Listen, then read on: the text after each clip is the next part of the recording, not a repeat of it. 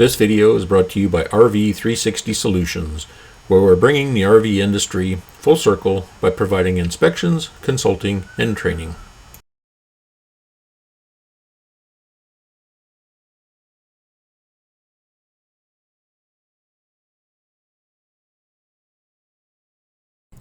For today's project, we're going to be installing a 1000 watt inverter to power the refrigerator on the outside of this 2022 Grand Design Reflection 280 RS. So this is my brother-in-law John's RV, and one of the things that they're a little bit disappointed in is the fact that the outside refrigerator is powered by AC only, and they want to be able to store their cold water, drinks, things like that in this refrigerator so that on long travel days they don't have to try and get into the RV and open that slide. Because this is runs off 110, we need to install an inverter, and that's what we're going to do today. So let's go ahead and take a look at the inside of this RV with the slide closed. And you can see that trying to get into that refrigerator is impossible. So the kitchen island sits right there. You could probably reach over and get into the freezer section, but there's no way you're going to get that refrigerator door open. So one of the interesting things we found out when we started this project is that this outside refrigerator runs off the same circuit as the Dometic refrigerator on the inside of the unit. That's going to really make this nice because we can power both off of AC going down the road. So let's go ahead and take a look at this inside refrigerator. This is a Dometic absorption style refrigerator that can run off of AC or gas. What we'd like to be able to do is power this thing from that inverter so that we don't have to use gas going down the road. So let's take a look at the circuit breaker panel, and you can see right here this circuit breaker labeled refrigerators actually powers both of those refrigerators as well as all of the electrical outlets in that slide. The way we accomplished that was to remove that 14.2 Romex cable from the 15 amp breaker and connect it directly to the output side of our automatic transfer switch, which we located underneath that bottom drawer, as you can see in that photo.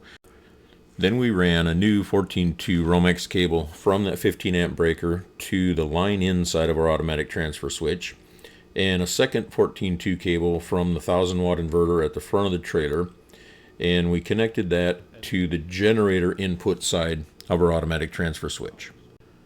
So let's take a look at the heart of this project, which is in the front bay of this 280 RS. So you can see there the 1000 watt Renogy inverter. And previously, about a year ago, we upgraded the batteries. We installed 200 amp hour lead time batteries. So we'll have plenty of power to run those refrigerators going down the road. And then we also installed that battery disconnect switch back then. For this project, we added two bus bars, the positive and negative. We also added a Renogy battery monitor. So this is the shunt. And of course, the 1000 watt inverter. All right, so let's take a look at the inside of the trailer. We mounted the remote switch for the inverter and our battery monitor inside the door on the end of this cabinet so that you can actually see them standing outside the trailer. Let me go in and switch the inverter on. So whenever the inverter is on, you're going to see the green light that indicates that it's working. And if there were a fault, you would see that orange light. So right now, if you take a look at the battery monitor, you can see we're at about 90% state of charge. And right now, the refrigerators are turned off. So there is a little bit of draw on the system, parasitic draw from the inverters and just from the RV. So let me go back out here. And just turn this guy on. All right, so I can feel a compressor running in this refrigerator.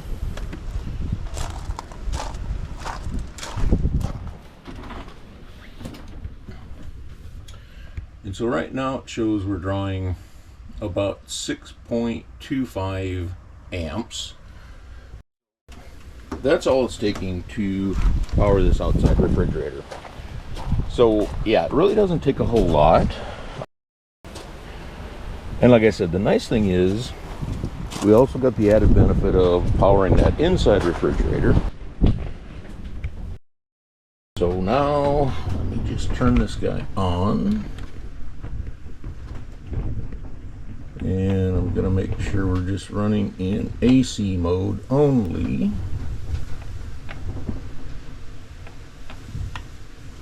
Okay, so we're in AC mode, and again, just fired this thing up. So let's take a look. So with both refrigerators running, we're at about 33.5 amps. And again, we're disconnected from shore power. So that 33.5 amps is basically running the inside refrigerator, the outside refrigerator, and then, you know, whatever additional draw there might normally be. So I can already feel this refrigerator starting to cool off. So I think this project turned out very successful. Now they're going to be able to keep both of those refrigerators cold going down the road and not have to use propane for the inside refrigerator. And you can see it came out pretty neat in that front compartment.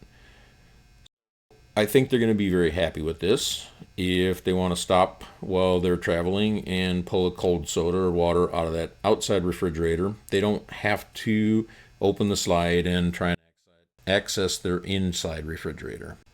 One other thing I want to point out is the fact that on this 280RS, the kitchen slide is actually a Schwintek slide. So anybody that's familiar with this slide knows that when you deploy it, you always want to go all the way out and you always want to go all the way back in. I've seen people get themselves in trouble when they would just open that slide enough to where they could access the refrigerator and then close it back up, and they end up, the slide gets out of synchronization and they start having problems with that Schwintek slide.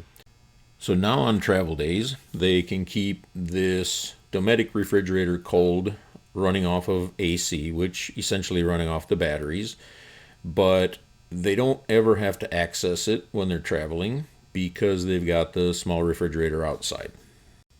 So before I wrap this video up, I just want to go over all the electrical. So this is what the existing circuits, both the 12 volt and the AC side, looked like. Just on the 12 volt side, just the standard 12 volt battery, the negative side connected straight to frame ground, positive side goes to the factory bus bar.